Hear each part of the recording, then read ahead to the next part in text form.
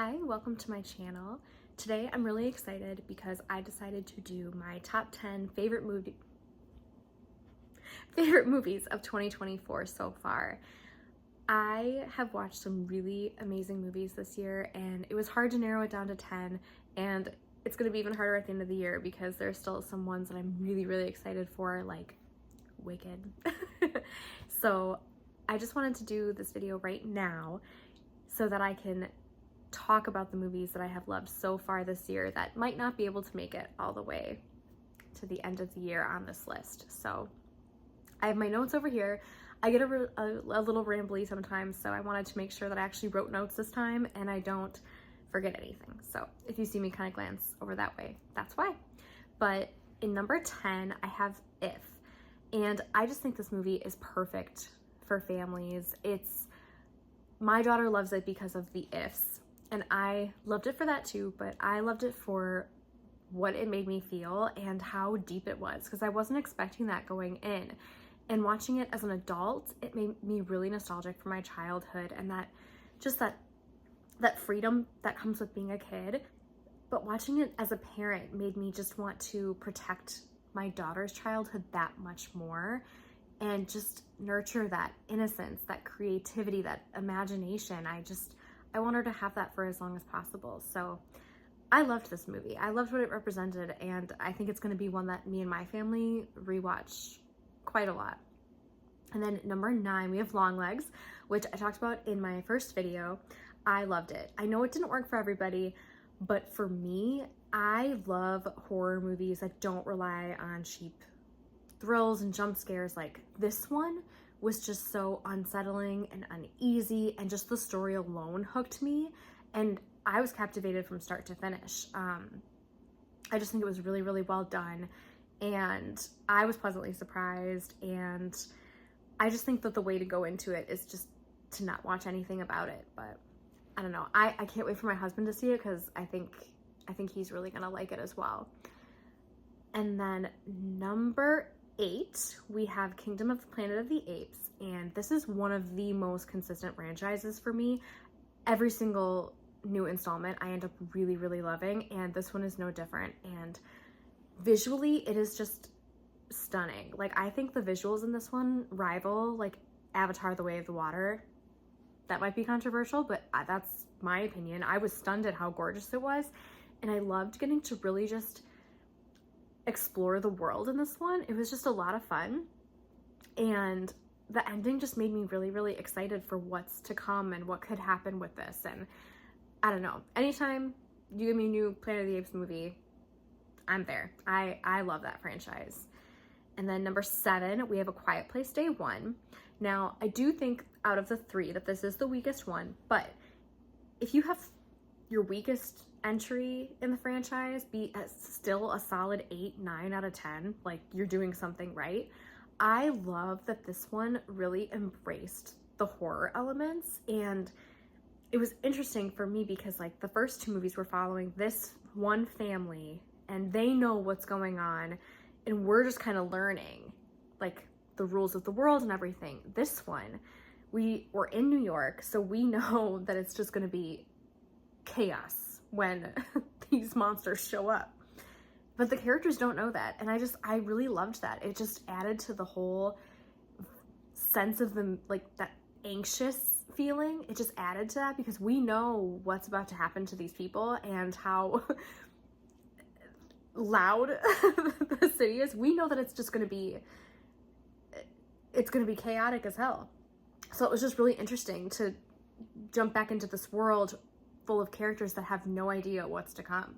But I absolutely loved it. I will take a million sequels of this story. I love it. I just think it's so interesting.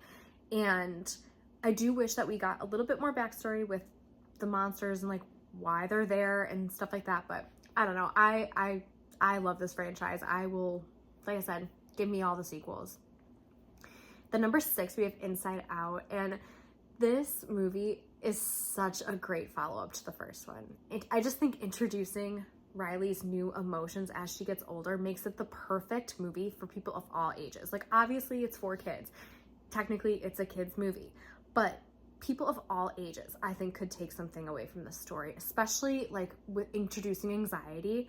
I think it's one of the most accurate representations of anxiety that I've seen on screen.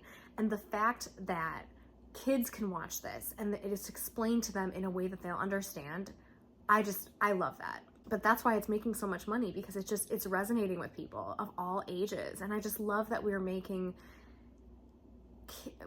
movies that are accessible to kids about these big feelings that are hard for adults to understand. So I love that we're trying to incorporate that into more kids' movies. And then number 5, we have Deadpool and Wolverine, which I just think it was an absolute blast. The humor is on point as always. The action scenes are great. The cameos are super fun. But what I wasn't expecting was it to have as much heart as it did. Like, I just think this was a beautiful goodbye to the whole Fox era. And just, this was a blast at the movies. Like, it really was. And is it a perfect movie? No, but it didn't have to be. You know, like, not every movie has to be this breathtaking spectacle. You know, I've seen this movie get a lot of hate randomly. Like, everyone was loving it, and then randomly it just started getting all this hate, and I don't get it. Because this is what I wanted it to be. This is everything I wanted from a Deadpool movie. Just plus heart. You know what I mean? So, I don't know. I think that you can really tell that everybody behind the scenes really wanted to make a movie for the fans. And I just think that's never a bad thing. Those are the people that you want to make your movies for. The people that are showing up for them. But for me, they knocked it out of the park. And I loved it. It was a really, really fun movie. And then number 4, we have Turtles All the Way Down, and this is one of my all-time favorite books. So for me, I was really, really looking forward to it. And this adaptation is one of the best book-to-movie adaptations I've seen. And I just think the portrayal of OCD on screen and in the book are so accurate. And that's why I think this is a movie that everybody should go see.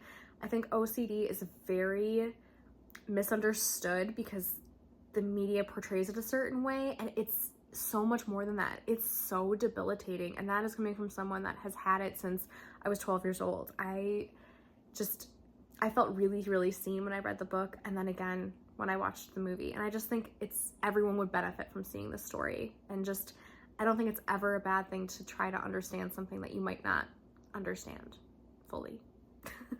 But yeah, the mental health representation in this movie is brilliant, and I think everybody should go see it. It's on HBO Max, and I see no one talking about it, so please, if you take a recommendation from this video, please check that one out, because it deserves more hype than it's getting. And then number 3, we have Twisters, which I raved about in my last video, and nothing has changed. I love it. I still think about it all the time. It's just such a fun movie. This is the definition of a summer blockbuster, and it delivered everything that I wanted. The sound, it's gorgeously shot. The performances, just, it's fun. You know what I mean? Just, it's a great way to just go have fun. I can't wait till it comes out on Blu-ray so I can own it and watch it whenever I want, because I loved it so much. And I wasn't sure going into it how much I would like it. I love disaster movies, but you know, I didn't really have any expectations. But for me, just perfect summer blockbuster. And then number 2, we have Dune Part 2, which has gotten so much hype. And you know what? It deserves it. It's brilliant. Sorry, my daughter's starting to wake up, so if you hear her, I'm gonna make this really quick. It's a perfect follow-up to the first one. Like, the first one, I think people complained that there wasn't enough action. This one, you get all of that. It's gorgeously shot. I have never seen like a sci-fi movie look as incredible on screen as this one does. The sound, the performances, just everything. When you're watching it, you can tell you're watching something special. It just feels epic in every sense of the word, and I cannot wait for the third one. Sorry if you can hear my daughter. She likes to sing when she wakes up, so if you can hear that, I'm sorry. Almost done. Okay. And in my number 1 spot is Challengers. And if this movie is not my number 1 at the end of the year, still something crazy has happened, because I loved this movie. Putting Zendaya as the lead was the smartest casting decision ever, because the movie hinges on you falling in love with her, and you absolutely do. You can't take your eyes off her on screen. Her performance in this is so good. She commands all of your attention, and the way the movie is shot is, you go back and forth, so you get little hints of context and stuff in the past that add to the intensity of the ending, so that by the time you get to the end, you are on the edge of your seat waiting to see how this plays out.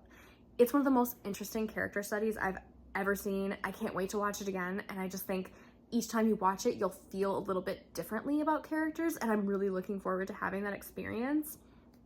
And I mean, the way the tennis scenes were shot were just so cool, and I've never seen anything like it.